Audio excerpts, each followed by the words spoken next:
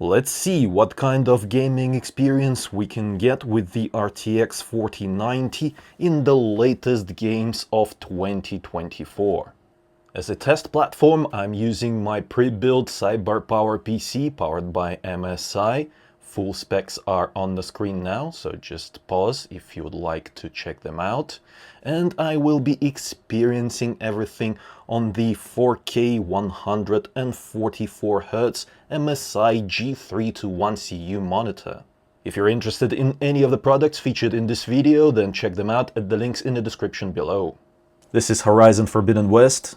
And first, I'll show you the graphics settings that I'm personally using to play this game. And then we'll take a look at other variations. We're at 4K resolution, NVIDIA DLSS is set to quality and frame generation is enabled. All the graphics settings are maxed out, even texture filtering is increased to 16x compared to 8x that is default for very high preset. Furthermore, I've increased field of view to the maximum, which makes the GPU work harder. I did disable all of these effects because I do not like them. They introduce either blurriness or some unwanted effects that I just don't care for. In indoors areas, performance is absolutely beautiful. Take a look at that. 140, 150 FPS. And it feels great on the 144Hz monitor.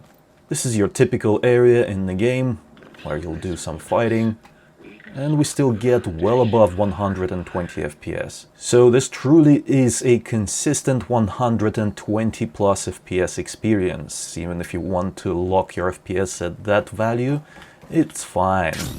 But personally, I prefer to lock it at 144. Although we are not getting a consistent 144 FPS experience, it is fine. VRR is working pretty well in this game. And just take a look at that frame time graph. It is nice and flat, and that results in a very smooth gameplay experience. This game looks beautiful during the day as well as during the night. Have a look at that scenery. Beautiful. Let's do a little bit of fighting. Let's hunt those machines over there.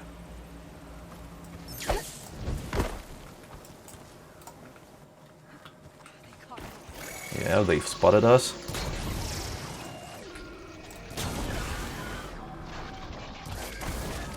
I'm using wrong arrows. These are quite feisty.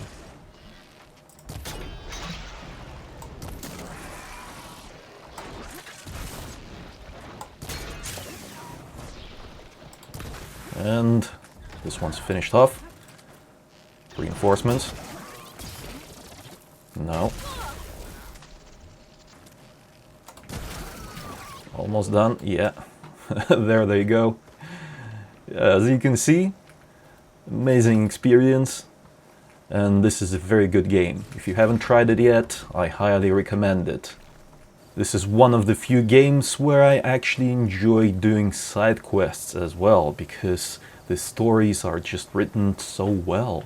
And for a change, even those side quests don't feel like chores, like they do in most AAA games nowadays. Oh, look at that sunrise.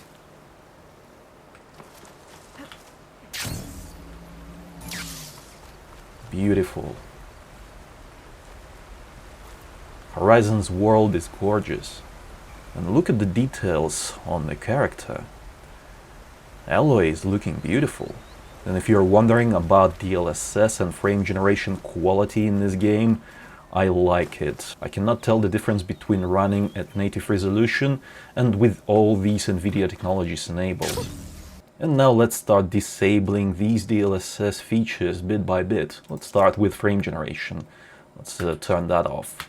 We're still getting close to 120 FPS, however, as you can see, we now have dips below 120, which is not ideal for the RTX 4090 at 4K, because I do expect a 120 FPS experience if I'm paying that much money for a GPU.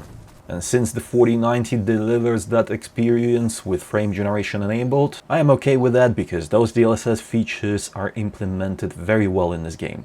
Now let's disable DLSS completely, so there is no upscaling going on, and if you're not sure which anti-aliasing technology to use, I personally prefer DLAA because it looks better, and performance compared to TAA is similar.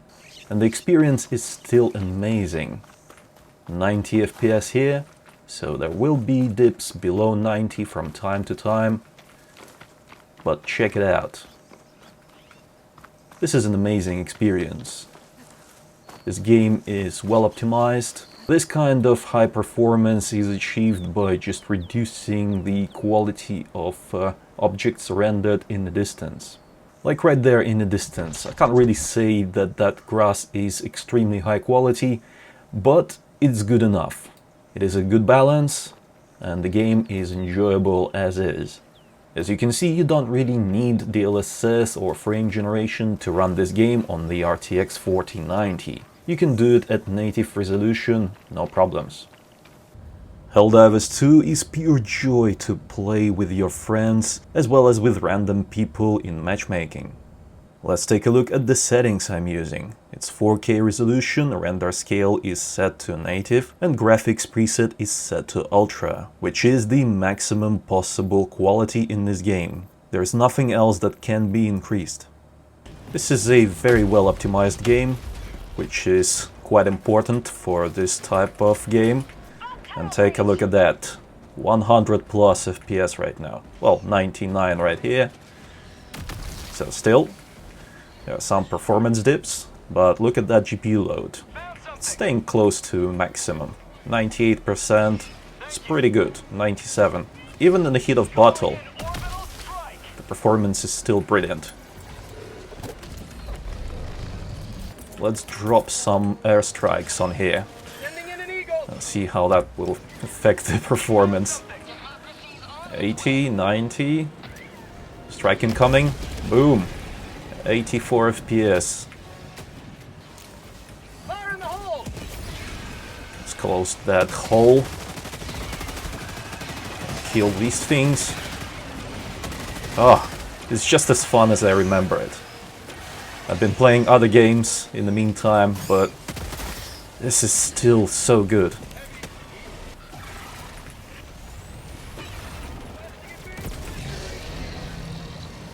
One shot. These new weapons are great. I love it. Even with 4 players on the scene, the performance is still solid.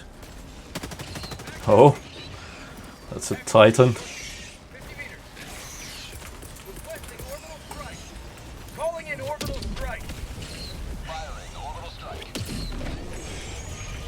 Takes 2 rail cannons to bring it down. A faster CPU is definitely welcome in this game, because if you have a powerful graphics card, it does benefit from being paired with a faster CPU in this particular game. Another objective complete. Oh, missed him. He's got a leg exposed. Let's hit that leg.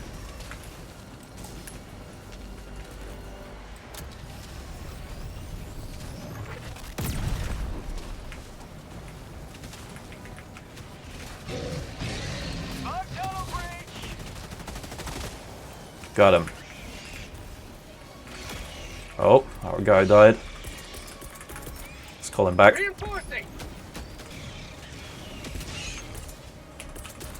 Time for an airstrike. Air support.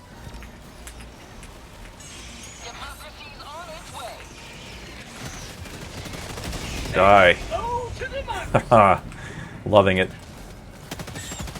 I've done it so many times already, it never gets old. So good. My conclusion is, this game is very much enjoyable with the RTX 4090. At 4K resolution, it looks amazing, much better than at 1440p that I'm used to play at with my RTX 4070 Super. Now let's check out Dragon's Dogma 2. We're at 4K resolution and all the graphics settings are maxed out, ray tracing is enabled, although it is not very demanding in this game. And I do prefer to use DLSS set to quality mode, because at 4K resolution, quality mode looks very good. With my eyes, I cannot tell the difference between DLSS set to quality and it turned off. And once again, what DLSS does better than TAA is anti-aliasing. TAA introduces shimmering artifacts on grass. I do not like that. DLSS gets rid of that. After a whole month of patching, game developers still haven't fixed the problem with this area right here, where there's lots of NPCs.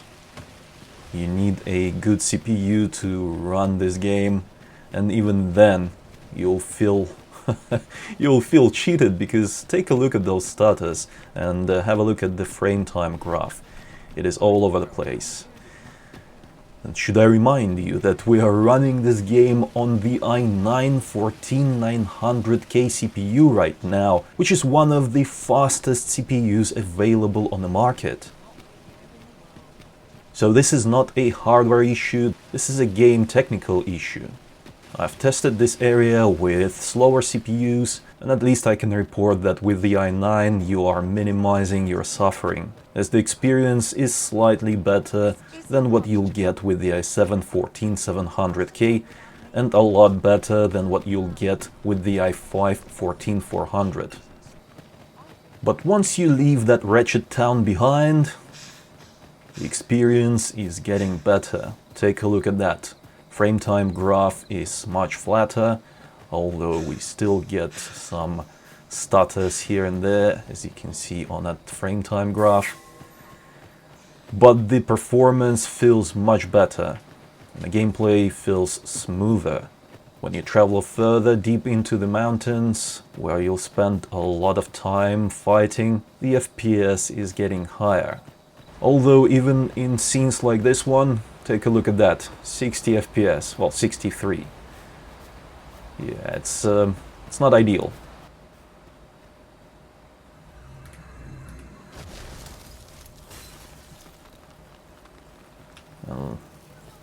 There's a fight over there.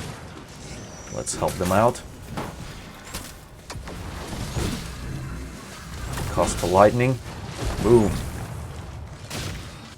Oh, not gonna get me. Come on, my servants. Kill all my foes. And there you have it. I've seen something like 57 FPS just then, but yeah, this game, it is still broken after 1 month of patching. And from what I've seen in patch notes, there wasn't much updating in terms of performance. So this game is still buggy, stuttery, doesn't perform well. But that happens with new releases sometimes. The game can be good, interesting, and you'll want to play it, but it just doesn't perform very well. Have a look at that. In this area right here, 100 FPS. So, inconsistencies.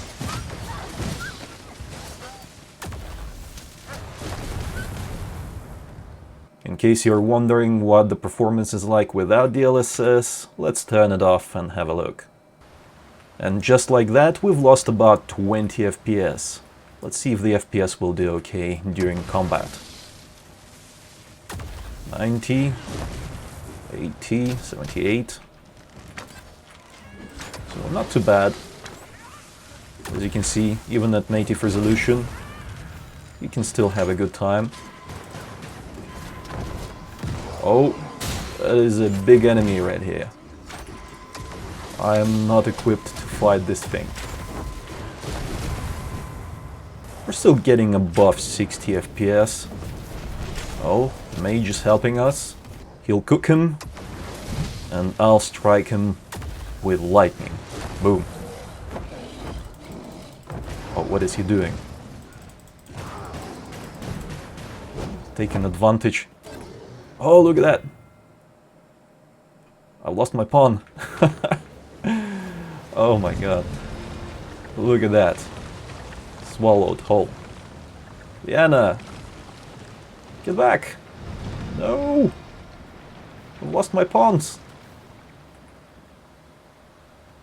Alan Wake 2 launched at the end of October 2023, so this is not a 2024 title, but I wanted to include it in this demonstration because it is one of the most demanding games to date. And here are the graphic settings that I am using to play this game on the RTX 4090. First of all, I must say that I've increased field of view to the maximum. I've enabled DLSS quality and frame generation is on.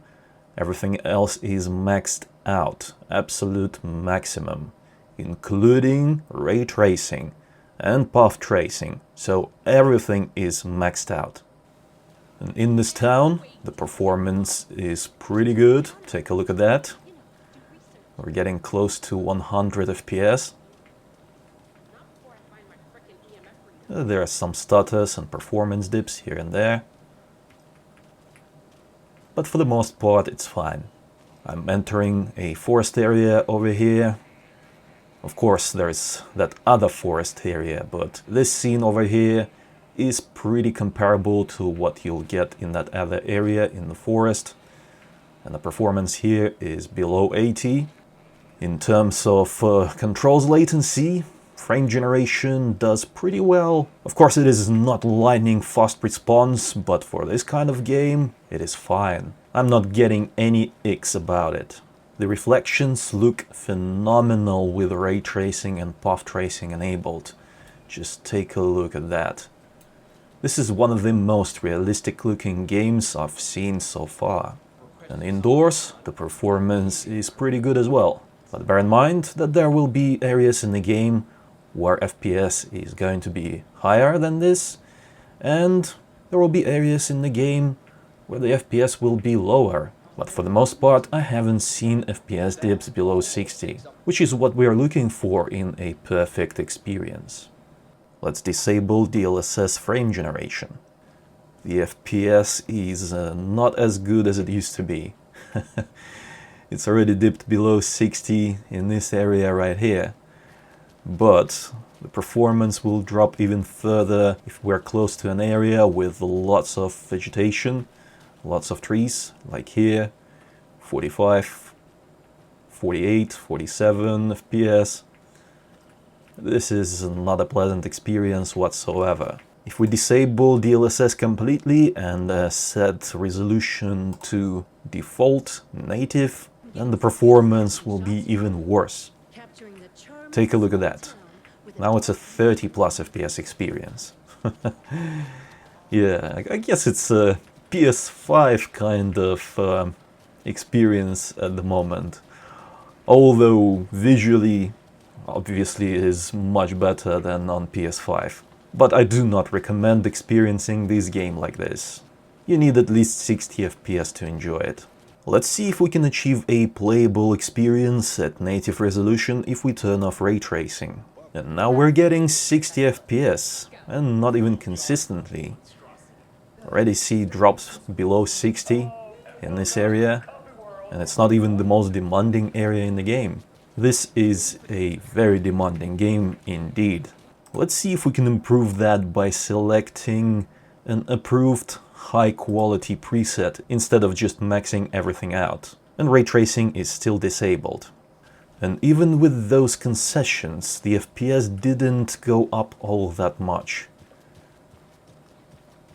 We're still just hovering around 60, which means that there will be drops below 60 in the most demanding areas of the game, like over here, 56 just then. 54. So there you go.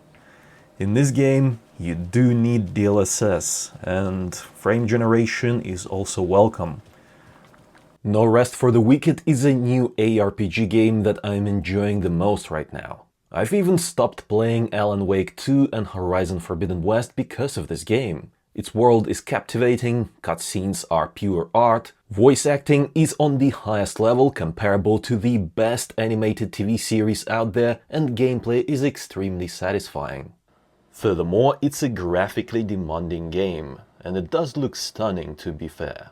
Let's start our testing at 4K resolution. And there's not much in terms of graphic settings, it's just the presets, so Best quality preset, quality balanced and performance.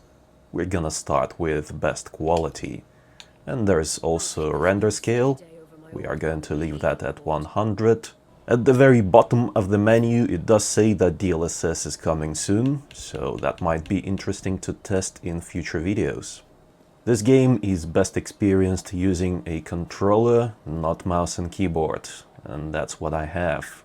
And yeah, I've played this game for about 8 hours already, and I'm enjoying it immensely. And this right here is one of the scenes that is most demanding for the GPU. As you can see, the CPU is handling it very well.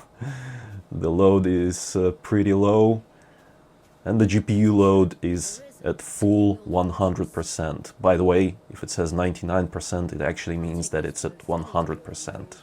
The game developers have already rolled out a couple of patches that fix performance in the game.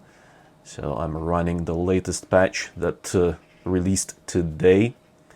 And have a look at that performance. The frame time graph is not perfectly flat, but it is flat enough to provide a good, smooth gameplay experience. Before this update, the performance in this area right here was way worse, so I have faith in the game developers that they will fix most of the things that they say they will, including the performance. FYI, this game is in early access, so it's not a 1.0 release. However, I must say that the quality of what I've seen so far is pretty much on par with any AAA title. There's lots of voice acting. You are going to spend quite a bit of time in this town, so having a good performance here is crucial. And I must say that I am very pleased with what I see. It is above 60 FPS in most scenes, and in the more common scenes like this one here, 70 plus, and even reaches 80 plus.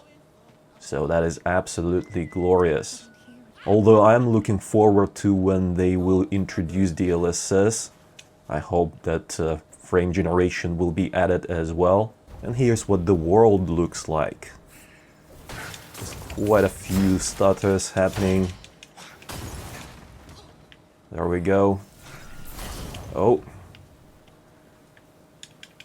So it's not quite a consistent performance when you play this game.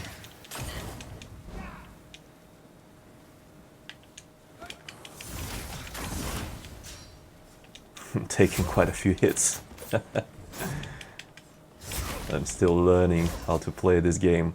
Fights are somewhat reminiscent to what you get in Souls games, and I never liked it. But in this ARPG game, with the top-down view, I don't actually mind it. I'm actually quite enjoying it.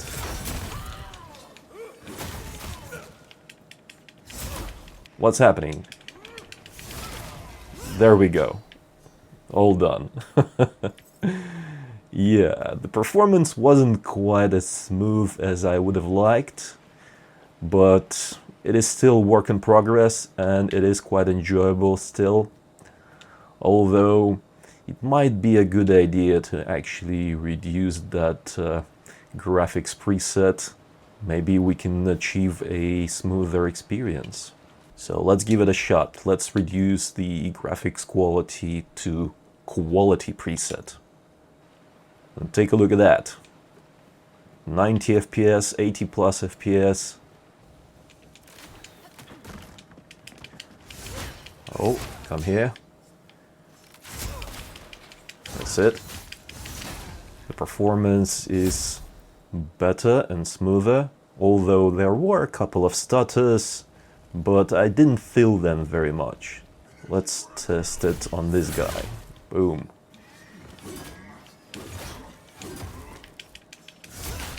I just love the combat in this game.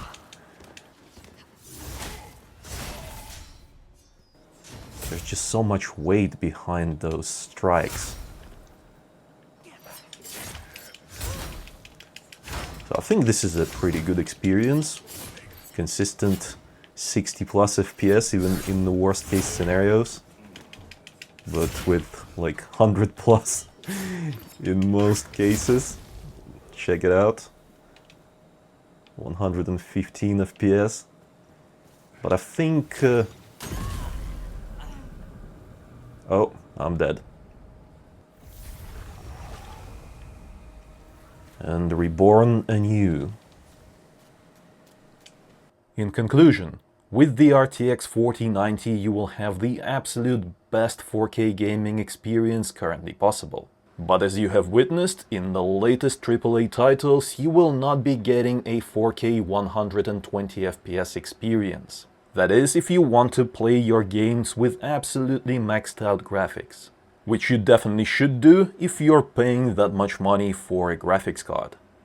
And if you want to run your games with ray tracing enabled, then the RTX 4090 is your best option, because it has a significantly better ray tracing performance than any other graphics cards on the market right now. As for this particular MSI RTX 4090 SUPRIM LIQUID X graphics card, it is pretty good. It is much slimmer than other options, of course, thanks to the radiator.